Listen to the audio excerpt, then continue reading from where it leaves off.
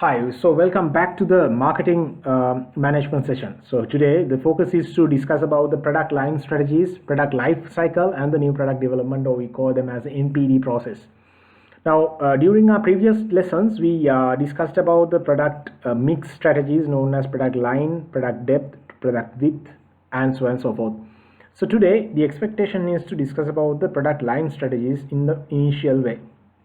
So what do you mean by a production line or product line? Basically a group of products that which are relatedly closely related because of it can be because of the function of the product, or it can be because of the market that they sold are very similar, and also the customer clientele is very similar to the other, or else both, or the numbers of products are in the same price and the categories, and can be those are sold in the same outlets, right? So product line is a group of products that they are closely related because they function in a similar manner, are sold to the same set of customers, marketed within the same price categories from the same outlets. Now as you can see, these three are very related, closely related. When it comes to the Sprite, Coca-Cola, and Fanta, these are three beverages produced by the Coca-Cola company. So through them you can see anyway the requirement of the consumer should be the quench the thirst. To use the carbonated drink is the solution. So to attain to that solution, to do that solution, to make that solution, you can see there are three opportunities available, known as, which are very similar by their nature. Those three are carbonated drinks known as Sprite, Coca-Cola, and Fanta. Other than their flavor, they are very similar and can be seen and can be marketed to the same customer or the clientele, as well as those are available in the same prices. I'm just talking about despite of the sizes, and that is what I've told about. The same prices are available for the same the three products, as well as those things can be bought from the same outlets. Right, moving to the line stretching strategies. What do you mean by line stretching? By name, we can see, by its name we can see stretching is like expanding sort of thing. So there are three expansion strategies where the line can take. The first one is downward stretching, upward stretching, and two-way stretching. I've taken some of three types of sedan cars to explain this scenario. Let's think. Now all these three cars are from Toyota, Japan. So Toyota Motors made this Toyota Camry car as a luxurious sedan car to their existing clients. So when it comes to that, the people, those who do not have that sort of an affordability, were expecting a car which is having similar types of the features, but of course a sedan type of a car. So Toyota invented another car called Toyota Axio, which consists of some of the features of this Toyota Camry and can be seen as a luxurious executive car for the luxurious use. And also that is what you call as downward stretching, right? So stretch the product lines downwards through producing the market growth taking place at the low end in the sense it can be because of the income level, the affordability, and so on and so forth, right? So when it comes to the inverse of the same scenario, that is called upward stretching, Camry invented a new car under a new brand that is actually owned by Toyota, Lexus cars, right? Lexus sedans. So those are superior luxurious sedans which are made for the top level layer of the consumers, right? So that is what you call as upward stretching, where they have met the requirements of the high-end consumers by developing this new car. And also at the same time, if a sort of let's call the producer can stretch their production lines in two ways, that is called two-way stretching. It can be at the same time they can stretch the lines to upward and downward, and that is what you call as two-way stretching, right? So product line filling is something different than that. but of course it's very similar. We'll call this as sandwiching method. This is sort of line filling sandwich, right? It's like a filling of a sandwich. So you can see the upper layer and lower layer in a particular product mix. So when it comes to that, I've taken an example of we'll see. Yeah, here you can see Toyota Hilux, which is known as a sort of mostly the people are using for the cargo purposes and all, but those are like luxurious cars. And when it comes to this, actually this is a Toyota V8. So this is a luxurious SUV. So in between these two, actually there was a gap between these two. So to cure that particular gap, Toyota invented Toyota Fortuner cab to be driven middle in between these two clusters, that is Toyota Hilux as well as Toyota V8, right? So that is actually a mini SUV in Toyota. So they expected to fill the gap between these two, Toyota V8 and Toyota Hilux, through inventing this. And the product line filling is a strategy which adds another layer of a product through existing market offers, right? See, now this is the upper end and this is the lower end. So you entered another cluster in between these two, right? So by identifying the availability of another set of products which are similar to the existing needs added between the product layers is known as product line filling. So these things are happening just because of unattended income levels, right? Unaddressed tastes, as well as cure the production gap between the upper and the lower level of the productions, right? We discussed about the product mix decisions in our previous case, and got to know that all the products which are produced by the same or a similar, let's call them as a same supplier or same producer, can be seen under the product mix, right? So when it comes to product mix decisions, we call them as the product assortment decisions, or the product lines items that a particular seller or the producer offers to the market. So when it comes to this example, in our case, Unilever has several types of products available, product lines available. Under each and every line, you can see now everything is in a line. So it's actually related to the culinary practices. And also when it comes to this Dow, Axe, and some of the brands are here. So those are like the perfumes and things like that. Of course, you can see Sunlight, Vim, all these brands are for the washing purposes. Those are like especially for the soap cluster. So you can see different types of product lines are existing in this particular product mix, right? So the product part is over now. So we are going to discuss about the service marketing, the qualities of services and things like that. What do you mean by service marketing? So anyway, whenever we were discussing about the marketing tools whichever we use in marketing, we call them as marketing mix, if you can remember. So there were 8 elements, 7 P's actually. The price, product, place and promotion was with the product, the marketing mix which are related to the products. And also when it comes to another 3 P's known as extended marketing mix with people, process and physical evidences, we mentioned that those are used to market the services, right? So before we move into the service marketing strategies, so we should know about the qualities and the characteristics of a service. So as I told you earlier, whenever the service is provided, you will you are consuming it. So because of that, we see there's a lack of ownership of the service, because the person who provides the service is happening at the same time where you consume the service. So lack of ownership is there, and also that is intangible, because we can't touch the service. Service can be consumed, but we cannot touch the service as it is in the product case. And also that is inseparable.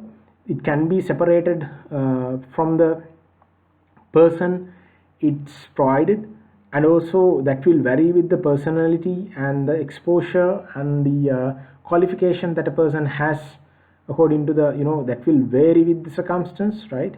And it may, it is imperishable as well, right?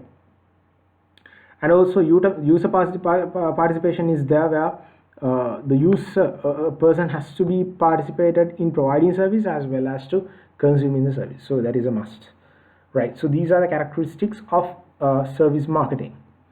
Right, moving to this managing service differentiation model, we call it as SMT model, or service marketing triangle. So you can see here there's a company. On top of that, the management is there, and down the hierarchy you have employees, and you have the customers. At present we call them as consumers mostly. Now when it comes to that, you can see the company has employees, and that is where the company does internal marketing. So what do you mean by internal marketing? They enable in the promise, where they make the company a place to deliver the employees' expectations, right? Where the company always try to deliver a value to the employee through employee development and things like that. They are making, that is called internal marketing. They make some sort of strategies that to qualify, or that to make the employees qualify in order to provide the service to their customers, right? And at the same time, the company does external marketing through delivering, the making the promise, right, to aware the, through aware the customers about their products and things like that, whatever the services that they do provide, and what are the opportunities, or what are the places that they can consume their service, and so on and so forth. So that is what you call as external marketing. Through that, they making the promise, right? So they enabled the promise and they made the promise. In the case of employees and customers, employees are the people, those who actually deliver the company's promise to their customers, right? Though the company has promised to the customers, but of course the employees are there to deliver it for real. So that is what you call as interactive marketing, where the employees are the people to deliver the promise to the customers, right? So through that, this SMT, or we'll call it as a service marketing triangle, we explain those are like internal and external marketing strategies of a company, and as well as the interactive marketing, how the interactive marketing is happening among the employees and the customers of a company.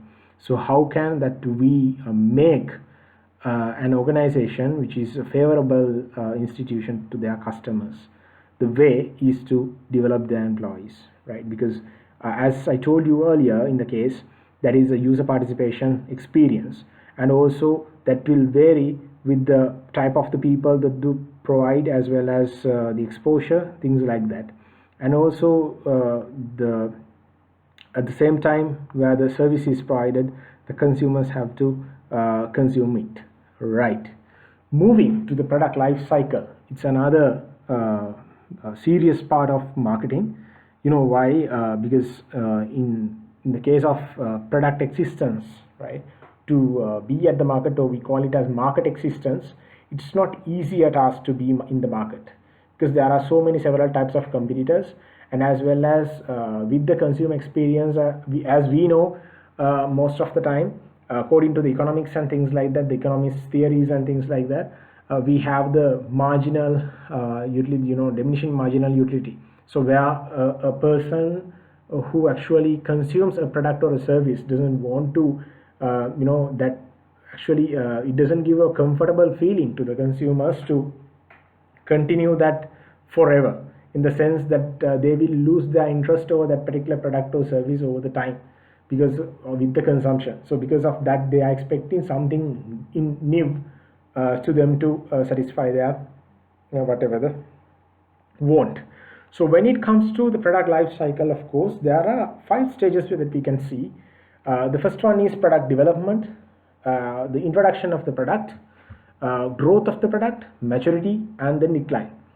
Now when it comes to this stage, you can see at the very first stage, this is the product development stage, and this is the introductory stage, and this is where they introduce the product into the market, and this is where you get a growth in sales, right, and giving a reasonable impact over the profits of the company, and coming to a sort of a top extent that is called maturity. So after the maturity, at this point the managers have to make the decisions in an accurate way, because to refrain from declining the sales, right.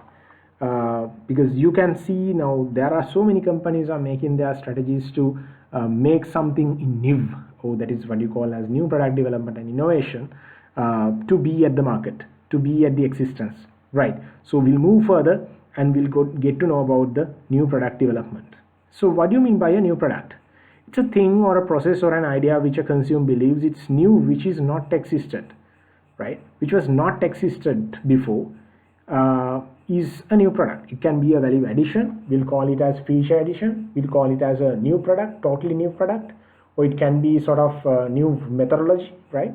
So we can see under three categories, we can see the new products, like product improvements, that can be an addition or whatever, the feature deletion or whatever, and also product modifications, right. Some of the products which were with defects have been modified with new things, and also totally new products where the consumers can get a new vast experience, right. So those are the ways of doing innovations, right. Always a new product is an invention as well as an innovation, because it creates something new, right, which was not existed, right. So coming back to the product life cycle, you can see at the this was the product development stage, introductory or the introduction stage, growth stage, and maturity stage. At this point, the managers must make sure that they are getting the correct decisions to refrain from declining and to make the product extensions, where we call these two extents as after the maturity, it can be either harvest or divest, right. So with the time, it has to make the decisions at the perfect way to create the product and to exist in the market without declining their sales or divesting, but to make sure that they are harvesting in a way which is very favorable, right. So coming back to the new product development process, there are 8 stages to be followed, or 8 stages to be passed through a new NPD, right. So we'll get to know about these things. So the first one is the idea generation stage, where initially a person, or it can be a group, which will make or generate some sort of ideas through the techniques such as brainstorming. It can be mind mapping, right. So they are making some sort of ideas, that is called idea generation stage. And the second one is idea screening, that is where you will filter your ideas, like basically once after you made some or created some of new ideas, then after so many discussions, the useful or the viable options or the ideas will be taken into the consideration, and those be accepted. And the third one is concept development and testing, where you see whether the viable ideas can be practiced through a group of target customers, and whether the consumers will be allowing the company to do these. I mean, how it complies the requirements of the to see how it complies the requirements of the consumers. And coming back to the fourth element or fourth step of the NPD process, that is marketing strategy development. So in that case, the marketing department or the marketing engineers will be consider about the designing of strategies, right. I use the engineering word because it's not easy task, right. The marketing engineers, right, they have to make the correct decisions, because these are strategies. This is where you are going to decide on the existence, or let's call it as the existence of the sort of a new product, right. So if you made a sort of wrong decision, so ultimately the company have to sacrifice things, and also the company has to experience it. So because of that, making the marketing strategy in a proper way is very much needed. So that is what I've told them, as I call them as marketing engineers. So marketing managers and marketing engineers have to make the marketing decision or marketing strategy development part here. So that is basically designing of a strategy to work out the product into the markets, right. Basically you consider about 3 things in marketing, that is called segmentation, targeting, and positioning strategies and decisions.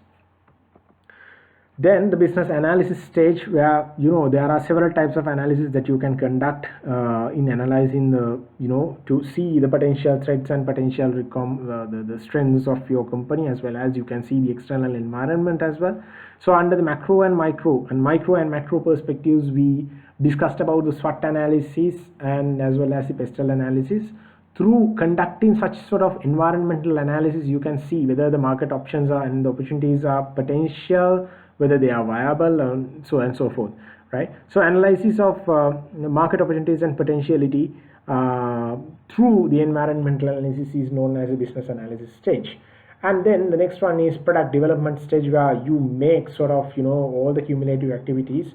You make sort of which is a prototype of the prototype outcome of the idea, right? You actually make the product.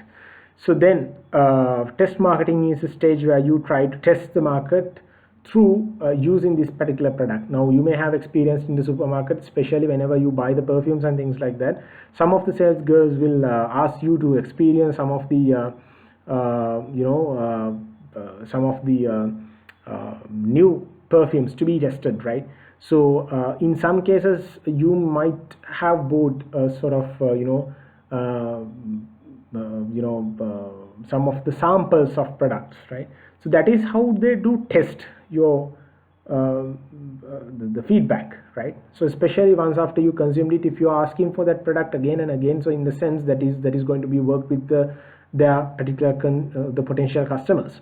So because of that, that is what you call as testing marketing or test marketing, that is to introducing the actual product and monitoring the movement of such product. And then the last one is the commercialization. If that particular product is moving well, so the company can do the commercialization, where commercially produce or launch the product to the market, and that is actually the operationalization of this strategic segmenting, targeting and positioning strategies, right? So managing new product development is all about how can you develop new products, through which ways that you can develop new products. Coming to that, you can see the customer-centered new product development. The first one is actually, that is almost like focusing on consumer experience, right? So you develop something in NIV that is to address the requirements by the consumers or to satisfy the consumer experience. So that is what you call as customer-centered new product development. The next one is team-based new product development, that can be seen as to improve your efficiency and effectiveness of your production lines, as well as in some of the production development processes, as well as to improve the time and increase the efficiency. To save the time and increase the efficiency, you will make some team-based new product development. And also systematic new product development is all about innovation management systems, collect, review and evaluate the manage the new product ideas. That is how you those are known as the systematic new product development process. So hope that all the things that I've mentioned here and explained here are clear. So if you do have any concerns, you can contact me. So thank you very much for being online, and thank you very much for coming to the lecture. We'll hope you guys from the next session. Thank you.